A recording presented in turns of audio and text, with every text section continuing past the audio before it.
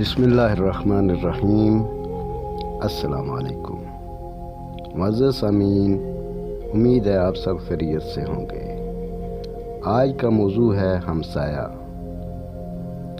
ارشاد ربانی ہے والجار ذی القربى والجار الجنب، رشتہ دار ہمسایہ اور پہلو میں رہنے والے ہمسائے کا خیال رکھو۔ رسول اکرم صلی اللہ علیہ وآلہ وسلم نے ارشاد فرمایا، اپنے ہمسایہ سے نیک سلوک کرو تاکہ تم مومن بن جاؤ۔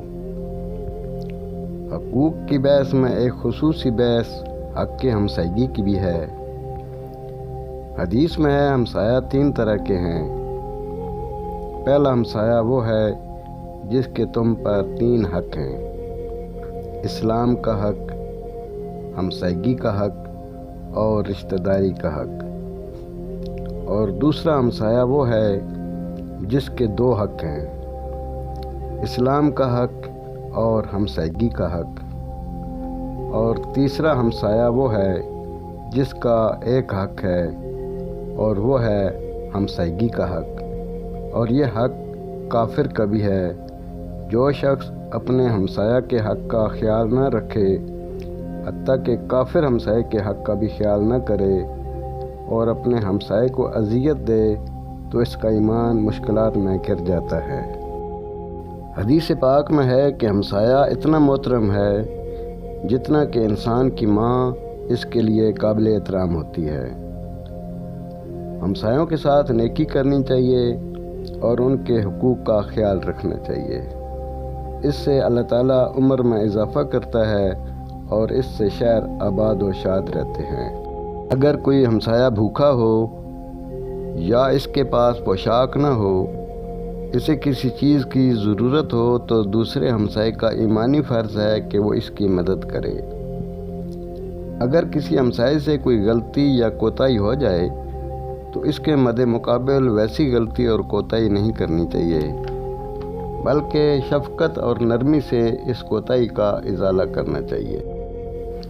ایک شخص نے رسالت مآب صلی اللہ علیہ وآلہ وسلم کی خدمت میں حاضر ہو کر اپنے ہمسائے کی ایذا رسانی کی شکایت کی۔ آپ صلی اللہ علیہ وآلہ وسلم نے اسے صبر کرنے کا حکم دیا۔ کچھ دنوں بعد وہ دوبارہ آپ کی خدمت میں ہمسائے کی شکایت لے کر آیا۔ آپ صلی اللہ علیہ وآلہ وسلم نے پھر اسے صبر کرنے کا حکم دیا۔ تیسری مرتبہ آپ صلی اللہ علیہ وآلہ وسلم نے فرمایا کہ تم جمعہ کے دن نماز جمعہ سے پہلے گھر کا تمام اسباب نکال کر گلی میں رکھ دو۔ جب لوگ تم سے پوچھیں کہ تم نے گھر کا اثاثہ باہر کیوں نکالا، تو انہیں کہنا کہ فلاں شخص کی مسلسل ایذا رسانی سے مجبور ہو کر میں نے سامان نکالا ہے۔ اس شخص نے آپ کے فرمان پر عمل کیا۔ جب لوگوں نے اس کے سامان کو گھر سے باہر نکلا ہوا دیکھا تو اس کی وجہ دریافت کی، تو اس نے بتایا کہ میں نے اپنے ہمسائے کی ایذا رسانی سے تنگ آ کر اپنا سامان نکالا ہے۔ اب میں یہ مکان چھوڑ کر کہیں اور مکان تلاش کروں گا۔ تھوڑی دیر گزری تھی کہ اذیت دینے والا ہمسایہ آیا اور اپنے ہمسایہ کو منت کر کے کہا، تمہیں خدا کا واسطہ اپنا سامان اندر رکھو، مجھے مزید شرمندہ نہ کرو۔ میں خدا کو گواہ بنا کر کہتا ہوں کہ اب تمہیں مجھ سے دوبارہ شکایت کا موقع نہیں ملے گا۔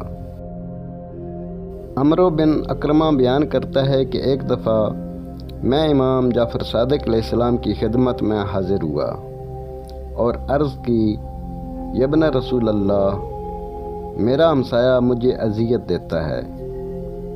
امام علیہ السلام نے فرمایا کہ جاؤ اس سے نیک سلوک کرو۔ میں نے کہا کہ خدا اسے کبھی معاف نہ کرے۔ امام علیہ السلام نے مجھ سے منہ موڑ لیا اور میں نہیں چاہتا کہ میں اس حال میں باہر جاؤں۔ میں نے عرض کیا، مولا، وہ شخص مجھے مختلف طریقے سے اذیتیں دیتا ہے۔ امام جعفر صادق علیہ السلام نے فرمایا، یعنی تم یہ خیال کرتے ہو کہ تم بھی ظاہری طور پر اس سے دشمنی رکھو اور اس سے اس ذریعہ سے انتقام حاصل کرو۔ میں نے کہا، جی ہاں، اگر میں کرنا بھی چاہوں تو ایسا کر سکتا ہوں۔ امام علیہ السلام نے فرمایا، وہ شخص تیرا ہمسایہ ہے اور اللہ تعالیٰ نے ہمسائے کے حقوق رکھے ہیں، اور من جملہ یہ کہ ہمسائے سے حسد نہیں کرنا چاہیے، اور اگر ہمسائے کو کوئی نعمت ملے تو اس پر جلنا نہیں چاہیے۔ اگر ہمسائے کے پاس خدمت گزار نہ ہو تو اپنی خدمت گزار کو اس کے گھر روانہ کرو تاکہ اس کی ضروریات بھی سر انجام دی جا سکیں۔ آپ نے فرمایا، ایک انصاری جناب رسول خدا صلی اللہ علیہ وآلہ وسلم کی خدمت میں حاضر ہوا اور عرض کی، میں نے فلاں محلہ میں مکان خریدا ہے، میرا قریبی ہمسایہ ایسا ہے کہ مجھے اس سے خیر کی توقع نہیں اور اس کے شر سے میں محفوظ نہیں ہوں۔ رسول خدا صلی اللہ علیہ وآلہ وسلم نے حضرت علی، سلمان فارسی، ابو ذر غفاری اور مقداد کو حکم دیا کہ وہ مسجد میں بآواز بلند اعلان کریں، جس کے شر سے ہمسایہ محفوظ نہ ہو وہ ایماندار نہیں ہے۔ پھر آپ صلی اللہ علیہ وآلہ وسلم نے فرمایا، حدود ہمسائیگی 40 گھروں تک ہے، یعنی 40 گھر سامنے، 40 گھر پیچھے، 40 گھر دائیں اور 40 گھر بائیں تک ہمسائیگی کا دائرہ کار وسیع ہے۔ چنگیز خان نے اپنے دور حکومت میں قانون بنا دیا تھا کہ کوئی شخص سرعام جانور کو چھری سے ذبح نہ کرے، اور جسے گوشت کھانا ہو تو وہ جانور کا گلا گھونٹے یہاں تک کہ جانور مر جائے۔ اس قانون سے مسلمان بڑے پریشان ہوئے کیونکہ اسلام میں ایسا گوشت کھانا حرام ہے۔ ایک منگول کا گھر مسلمان کے گھر سے متصل تھا، وہ منگول اس سے شدید نفرت کرتا تھا۔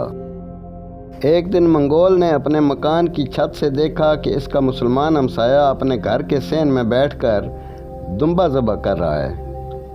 اس نے موقع کو غنیمت سمجھا اور اپنے قبیلہ کے چند افراد کو لے کر مسلمان کے گھر داخل ہو گیا اور اسے ذبح شدہ دمبا اور چھری سمیت پکڑ کر چنگیز خان کے پاس لے گیا اور چنگیز خان سے کہا کہ اس شخص نے آپ کے قانون کی مخالفت کی ہے، لہٰذا اسے سزا ملنی چاہیے۔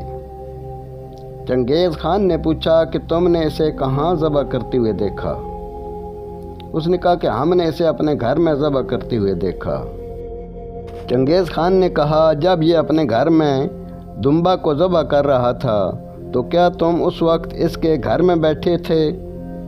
انہوں نے کہا، نہیں، میں نے اپنے چھت سے اسے دمبا ذبح کرتے ہوئے دیکھا ہے تو اسے پکڑ کر تمہارے پاس لے آئے۔ چنگیز خان نے کہا کہ 2 مرتبہ اپنے اس فکرے کو دہراؤ۔ اس نے 2 مرتبہ اپنے فکروں کو دہرایا۔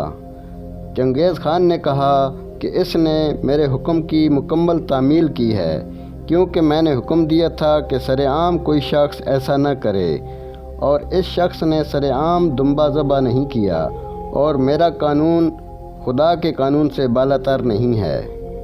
پھر چنگیز خان نے جلاد کو حکم دیا کہ اس کا سر تن سے جدا کر دیا جائے تاکہ اس کے بعد کسی کو دوسروں کے گھروں میں تانک جھانک کرنے کی جرأت نہ ہو۔ مزید اچھی ویڈیوز دیکھنے کے لیے ہمارے چینل کو لائک کریں، سبسکرائب کریں اور شیئر کریں۔ شکریہ۔